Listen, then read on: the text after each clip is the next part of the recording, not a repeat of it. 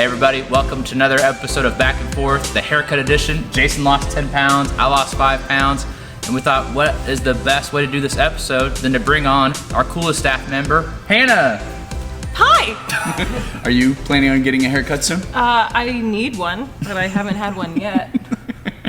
So we're excited. We're going to talk about a couple things today. My first question goes to Jason, and you were so excited about math. Like the 2 becomes 4, becomes 16. And if you were at the 10:30 service, 10 o'clock service, the answer is 256. No one got it. The answer is 256, okay? But why were you so excited about math? Like what was behind all of that? Because you were clearly passionate. What was going on with that? You know, I think that at the core of our faith, the thing that has been happening in this faith for 2,000 years has been disciples making disciples. Yeah. And I think of all the things that are most missing in the current culture of our church, and the church that I think that has been perpetuated in America especially, has been to try to perpetuate a disciple-making movement with as few disciple makers as possible. And I think we do that to our folly. You know, it's like only pastors can disciple people. There's not enough of those. And so when you start to see exponential multiplication, disciples making disciples, it's wildfire. So if we were to like double click on it, if we were to like push into it, when you say the word disciple, as a normal person, if it's not for pastor people, not for Bible college people, it's for everyone. Day one, everyone's invited into the mission. What does that look like? Yeah, like when you say discipleship, what do you see? It's I always, again, 80s, 90s, okay. You always make fun of me for being a bit old. Old head, young shoulders, you know what I'm saying? It's be like Mike, you know, it's be like Michael Jordan. It's be like my disciple maker, my rabbi, if it goes back to Jesus. Ultimately, we're all just trying to be like Jesus. That's what this is about. It isn't about being a better version of me. It isn't about improving a little bit. It is about literally being transformed into the image and likeness of Jesus. He's who we are supposed to be. That's what it means to be in the image of God. So one example we had on Sunday morning, if you were at Stony Point campus, we said year 2 to year 4 could start at home. So it's like learning scriptures together. It is like Jesus says not to be angry, not to be vengeful. So we are all going to try to be like Jesus together. Is that kind of what you're saying? Yeah, absolutely. Okay. So do the things that Jesus did. Yeah. And then do them with other people. Yep. Awesome. I think it's a pretty fantastic way to get to know Jesus, actually. Yeah. We tend to get people to memorize scripture, read the scripture, of course, yes. But man, what a great entry point to do the stuff that Jesus does. And so, I mean, I think about what's happening in our high school ministry right now. You've been talking about this past week, just absolutely killer Wednesday night most recently. Yeah. Tell us about what's going on. What's sparking those guys? Yeah, so we have small group leaders, which is one of the biggest things that we talk about within our high school ministry, which are basically just adults that come in and pour into our students, which is exactly this, which is discipleship making. So they love their small group leaders. They love what we're doing. Our worship ministry is killing it right now within the high school ministry. Our messages have just been on point. It's just been so good. Like Jesus is continually showing up. He is reminding us of his presence, especially this time of year, like Easter. He is consistently reminding us what he did for us and why he did it for us. Like that he loves us and that we're good enough for him, so we're good enough, but only because of him. Yeah, I think about, you've got, both of you guys have had a ton of time in student ministry. I was in student ministry for a little while in Western Chicago. And something I love about being around high school students especially is the unfiltered nature of their lives and of what they say, in addition to the unfiltered possibilities. I mean, they actually believe you when you can tell them that something good is possible in their lives. And I think about something that Jesus prayed in John 17, that his joy would be in them, that his joy would be in them.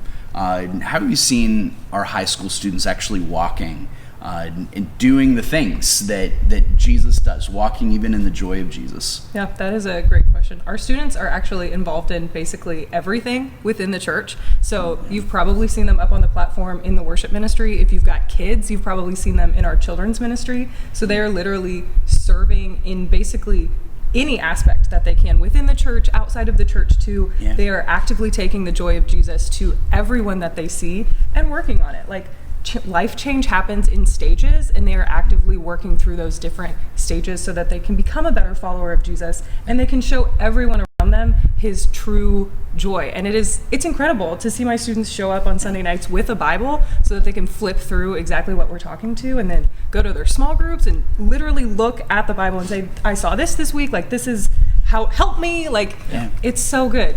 It's so good. Yeah. One of my favorite things about being a disciple and being a disciple maker is that you have to be perfect to do it. That's one of the best things about exactly. it. Exactly. 100%. Yes. Yeah, to be perfect, I know I need to top button. Yeah, real get quick. that. I'm always Gotta making be fun. I perfect. don't No. understand this. I really don't get it. Like, is it a generational thing? I don't know. I'm perfect now because all the buttons have been buttoned. But I think that stops a lot of people from actually moving forward and passing what they're receiving, is that there somehow needs to be this invisible qualification. Right. Once I get good enough, and then I can pass it on. Again, if anybody demonstrates the ridiculousness of that, how absurd it is to think you have to have it mastered before you can share it. Again, I think it's students of all people, people in process, people that are still figuring it out, have, I think, the most horsepower when it comes to giving it to somebody else. Not the people that have figured it all out. A lot of times I think when we get really good at doing some of these things, or at least we have the appearance of being really good about these things, that it slows down the momentum of our sharing. The people I know that share their faith the most, that are pouring into others the most, oftentimes are the ones that are the newest to it. So one of my favorite things about the message this past week, and maybe for you guys this wasn't your favorite part because it was convicting, because I heard that, when you said only 2% of people share their faith, that's crazy. So how can we encourage people to share their faith in that? Because high schoolers are killing it. How can the rest of us get in the game? Yeah, sure. Do you want to answer it first? Sure. My students are constantly bringing people to church. I think that we have an incredible environment, both on Sunday mornings and Sunday evenings when high school happens, where people are just welcoming. They're loving, they're kind, they want to be here. And so we have a great building, yes, but we also can tell people about Jesus in our workplaces, in our schools. And so he's there too, even if we're not in the building. And so I think my students are doing a really good job of, hey, come with me to church and I'll come sit with you, and you can come to my small group. And it's just a really cool opportunity, and they're consistently bringing in new people because they want other people to experience what they are, to see the joy and to have the joy and peace that you only can have through Jesus. Yep. You said two of my favorite words in all of our faith, and it's simple and disarming. It's not an expert word. It's with me. Yeah.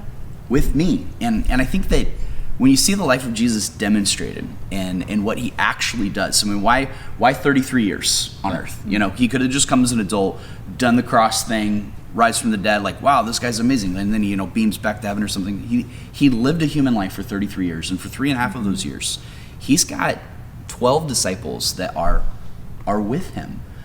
In addition to other people. I mean, it's incredible, like the people that were just around him, and the value of being in proximity with Jesus is so clear. And so, I mean, even for Jesus to say in Matthew 28, we talked about this, surely I'm with you always, even to the end of the age. This is in the context of telling them to make disciples of all nations. Right. That in doing so, he was going to be with them. And that's where the value comes. And I think for me, there's a quote that's often attributed to Francis of Assisi.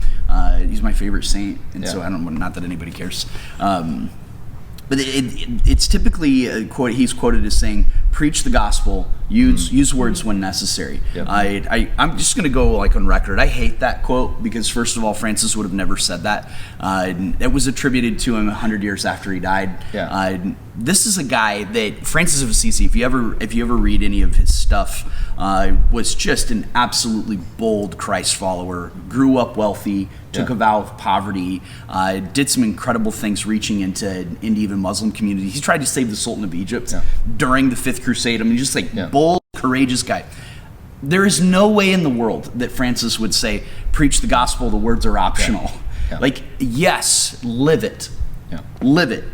But the funny thing is, oftentimes living the gospel, walking like Jesus, doing the stuff that Jesus does, is what might give you an opportunity to say something and it actually count for something. A lot of times I think people are nice And then nobody ever knows really why they're nice. It's just like that they're nice. Oh, Bill, he's so nice. Like, who cares if Bill is nice if Bill doesn't point to Jesus in a way that is clear. And so it takes some courage to speak up. You got to say it. And so the beauty in this is that it really is inviting someone to say, hey, why don't you be with me for a while? And maybe that's coffee once a week. Maybe that's getting dinner every now and then. But it's about proximity. And so the things that God happens to be doing in your life right now are the things that you share with that other person. Are there certain things that you have to know in discipling someone, like, hey, it probably better talk about Jesus being the Son of God, rising from the dead, that sort of thing? Of course. Yeah, top 100 things to talk about. Yeah, right. But it's got to be whatever is happening. We're walking together. We're journeying together. Why don't you join me in the journey for a little while? And that might be for a season. That might be for a long time.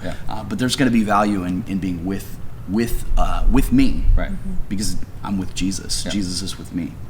Well, we're in 21 days of prayer, and if you have not jumped on the prayer list, you can get daily text prompts as we continue to walk through the Gospel of John.